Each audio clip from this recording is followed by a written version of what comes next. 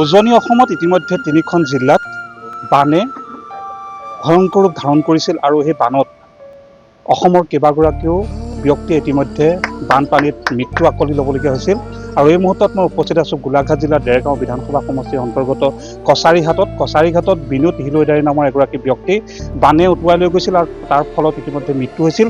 আৰু অসম চৰকাৰৰ মুখ্যমন্ত্ৰী ডক্টৰ হিমন্ত বিশ্ব শৰ্মাই ইতিমধ্যে যি মৃত লোকসকলৰ পৰিয়ালবৰ্গলৈ এককালীন সাহায্য হিচাপে প্ৰথম পৰ্যায়ত 4 লাখ টকা তাৰ ইতিমধ্যে দিয়াৰ ব্যৱস্থা গ্ৰহণ কৰিছে। আৰু দেৰগাঁও বিধানসভা সমষ্টিৰ বিধায়ক ডক্টৰ মৃদুল কুমাৰ দত্ত ইতিমধ্যে পৰিয়ালৰ লোকক এই চেক প্ৰদান কৰিছে আৰু যথেষ্ট আৱেগিক হৈ পৰিছে। এই মুহূৰ্তত আমি কেমেৰা সহযোগীৰ জৰিয়তে দেখুৱাৰ বাবে চেষ্টা কৰিছোঁ। এয়া হৈছে এক শোকাকুল পৰিৱেশ, যিহেতু বানত মৃত্যু কাকৰে ল'বলগীয়া হৈছিল প্ৰায় 60 বছৰীয়া এগৰাকী ব্যক্তি বিনোদ হিলৈদাৰী নামৰ ব্যক্তিজন। আৰু এই মুহূৰ্তত যথেষ্ট আৱেগিক এক পৰিৱেশ, পৰিয়ালৰ লোকক সমবেদনা জ্ঞাপন কৰিছে দেৰগাঁও বিধানসভা সমষ্টিৰ সন্মানীয় বিধায়ক ডক্টৰ মৃদুল কুমাৰ দত্তই আৰু চেক প্ৰদান কৰিছে আৰু পৰৱৰ্তী সময়ত আৰু 5 লাখ টকা ইতিমধ্যে দিয়াৰ ঘোষণা কৰিছে। আৰু ইতিমধ্যে আমি এই পৰিৱেশটো দেখুৱাইছোঁ। তাৰ সমান্তৰালত আমি কথা পাতিম। আমি পত্নী আছে, কি ক'ব? ইতিমধ্যে আপোনালোকৰ স্বামী মৃত্যু হৈছে। ধন্যবাদ জনাইছোঁ।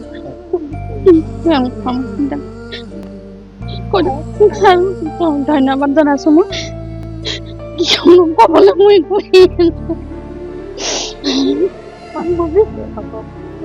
ক'ব নোৱাৰিব।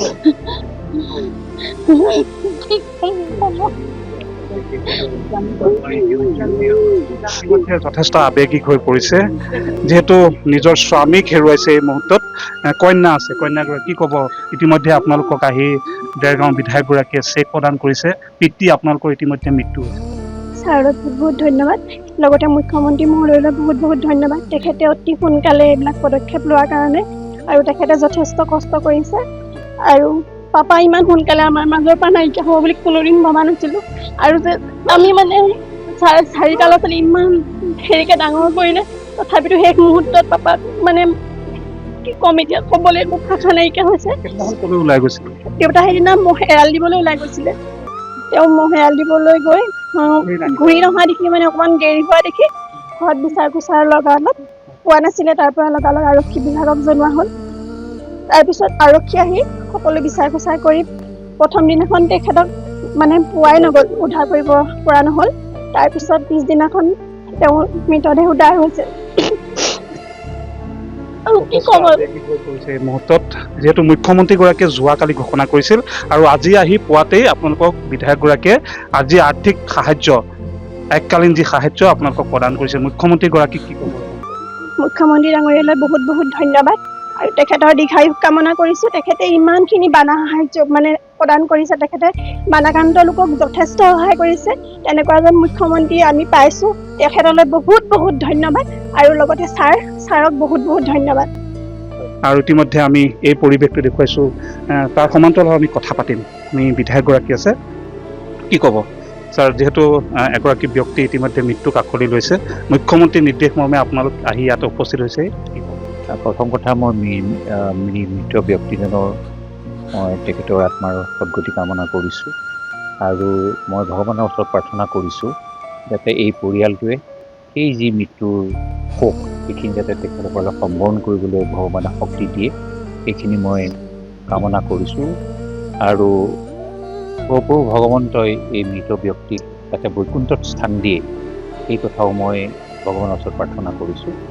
আৰু অসমৰ যশস্বী মুখ্যমন্ত্ৰী হিমন্ত বিশ্ব শৰ্মা ডাঙৰীয়াৰ আদেশ মৰ্মে আমি এই চৰকাৰৰ ফালৰ পৰা 4 লাখ টকাৰ চেক আজি মই নিজ হাতেৰে প্ৰদান কৰিলোঁ। আৰু মই আশ্বাস দিম যে আৰু যি য'ত পাবলগীয়া আছে সকলোখিনি দিয়াৰ মই চেষ্টা চলাম। দাদা, আপোনালোকৰ এই গাঁওখনত এগৰাকী ব্যক্তি বানে হঠাৎ উটুৱাই লৈ গ'ল আৰু ইতিমধ্যে মৃত্যুক আঁকোৱালি ল'বলগীয়া হ'ল। আৰু ইতিমধ্যে দেৰগাঁও বিধায়কগৰাকীয়ে মুখ্যমন্ত্ৰীৰ অনুৰোধ মৰ্মে আহি আপোনালোকৰ এই গাঁওখনত আহি উপস্থিত হৈ পৰিয়ালটোক চেক প্ৰদান কৰিছে।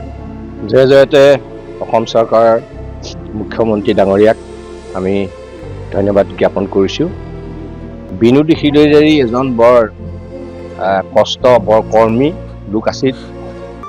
তেখেতে মহ পালন কৰিছিল, কেইবাটাও মহ, এতিয়াও 5টামান মহ আছিলে। তেখেতে গোটেই জীৱন মহ পুহি এই ল'ৰা ছোৱালীকেইটাক ডাঙৰ দীঘল কৰি বৰ কষ্টেৰে এই পৰিয়ালটো চলাই আছিল।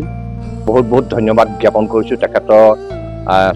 প্ৰভু ভগৱন্তই স্বাস্থ্য ভাল কৰক আৰু অসমত যাতে অসমৰ এই দুৰ্যোগপূৰ্ণ মানুহবিলাকক সহায় কৰিবলৈ তেখেতক শাৰীৰিক মানসিকভাৱে শক্তি প্ৰদান কৰক।